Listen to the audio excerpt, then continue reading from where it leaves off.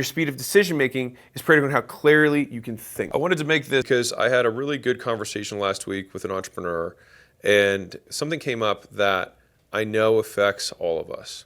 The entrepreneur was dealing with kind of a rock and a hard place decision, right? There's two paths you could do, and apparently there's a cost on either side. I thought this was such an interesting thing because most of the biggest decisions in life are scary because you've already made all the easy decisions that you can make. The only way to make a hard decision an easy decision is to let life make it for you, which is what the vast majority of people do. Things that are obvious and not risky, you have already done. What's left are the things that are obvious and risky. These types of decisions involve trade-offs. What you're trading is being stuck for either getting better or getting worse. But you're making a trade, and you're hoping that obviously it gets better. This guy was relatively new to business. He'd been doing business for called 18 months. One of the things that was a real issue for him is that he was attracting a lot of beginners. The problem was 80% of his revenue was coming from a different set of customers that he didn't like as much, that wasn't as good for the business. What is the apparent conflict, right? What's the apparent trade-off that he has to make here? If we want to get these customers, it means we have to start saying no to these other ones. But if I say no to these other ones, my revenue is going to go down. So what do? What most people do is they just stay there forever, and that's it.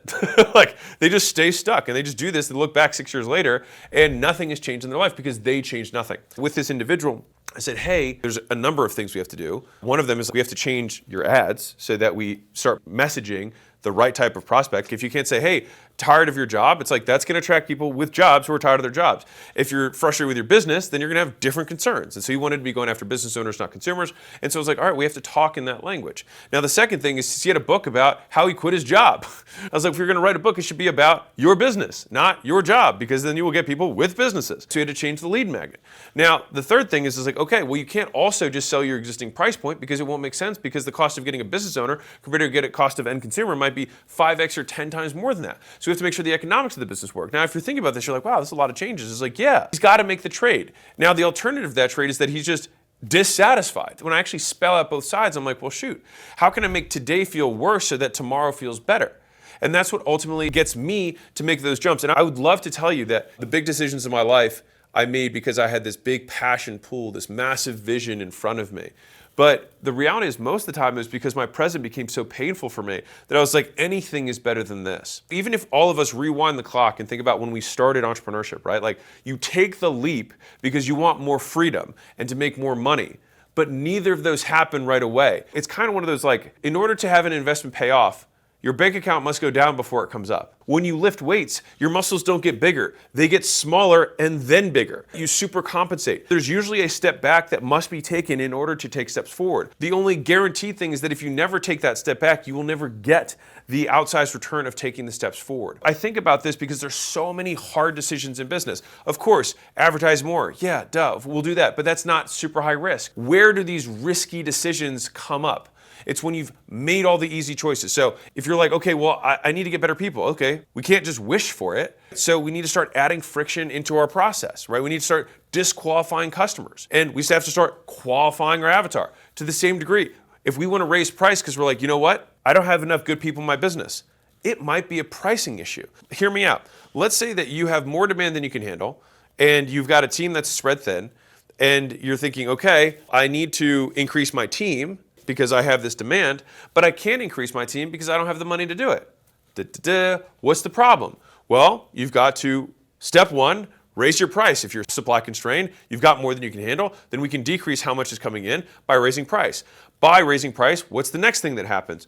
Well, now we have more cash flow because we raised the price, we're making more for the same thing that we were doing before. That cash flow does what? It allows you to pay and advertise higher compensation so you can attract the talent you need to get people in so that you can no longer be supply constrained. And so usually there's 2 or 3 order consequences that have to happen. Now, each of those have, quote, risk, but the alternative is what? You stay there? You stay stuck? You're going to spend money knowing that the ROI will go down and you'll make more money. So I'll give you an example. So a lot of business owners, especially on the smaller side when they're starting out, maybe there's $100 a day, $1,000 a day, $5,000 a day, they get to this arbitrary price point of what they're spending on advertising. And they're like, I can't spend beyond that. And the reality is that usually the return goes down in terms of relative return, but their absolute return goes up. So let me say it differently. If someone said, hey, if you give me $10,000, I can give you $100,000. I'd be like, well, that's a great deal. I'm like, can I give you $1 million with that? And they're like, oh, no, no, no, no. If you give me $1 million, I can only make you an extra million. And I'm like, wait a second. So if I give you $1 million, you give me $2 million, so I make $1 million in profit. If I give you 10 grand, you make me 100 grand. Which would you rather do? Don't think about this too long. You want to give the million so you get 2 million. Why? Because you made $1 million in profit versus $90,000 in profit. Of course it makes more sense to do that. But the thing is, the relative return will be lower. That little note that is especially common in smaller businesses. I used to work with, obviously with gyms, right? What would happen a lot of times is a gym owner would cap their spend, right? So I'll give you how this would work. So let's say that in order for them to cover all the costs in the gym, they need to sign up X number of members per month.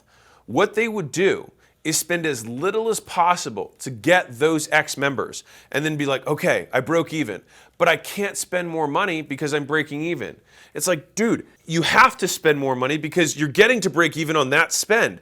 Everything above that is the gravy. But people, because they downregulate their goals based on the difficulty of achieving them. From a very tactical perspective, something that has given me such outsized returns in my life is actually spelling out the trade. Spell out the trade. I talked to a lady last week who had a bunch of businesses. And so she had 5 different businesses she was running, and she was doing like $1 million or $2 million a year, whatever. When I talked to her about it, she's like, the problem is like I can grow things, but I get really bored really quickly. And I was like, okay, well, first off, there's nothing wrong with that. And I super mean this because I'm not the should guy. I'm not the you should do this, you should do that. Do whatever the hell you want.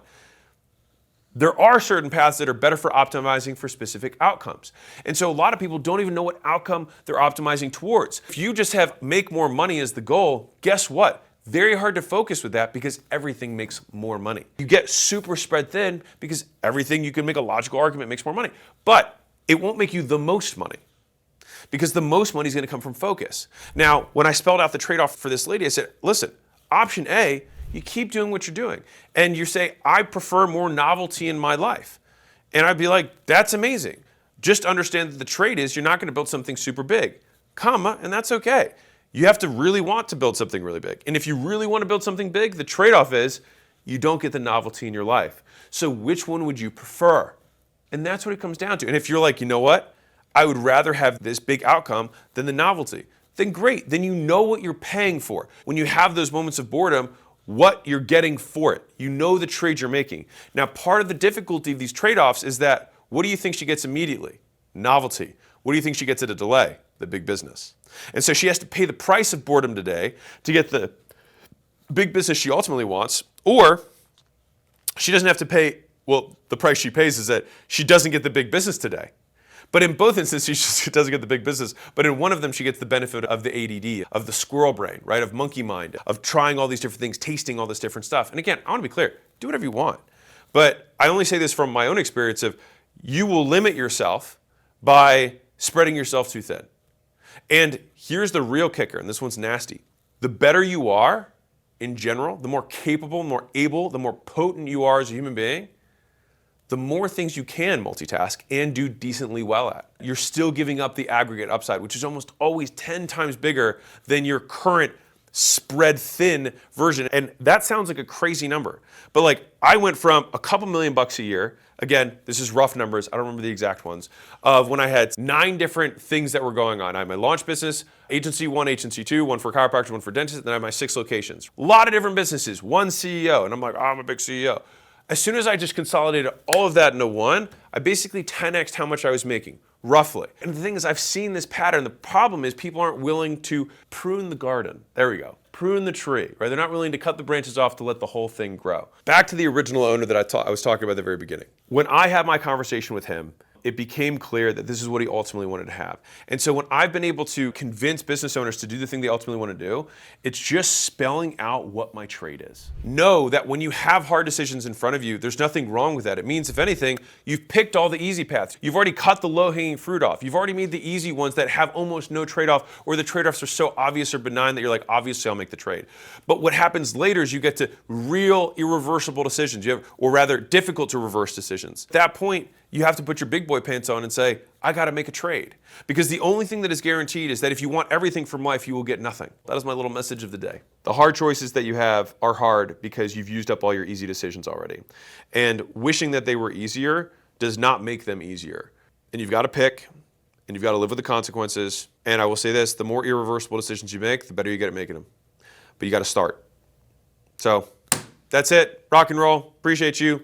Taco Tuesday. I don't know what that means, but just go with it.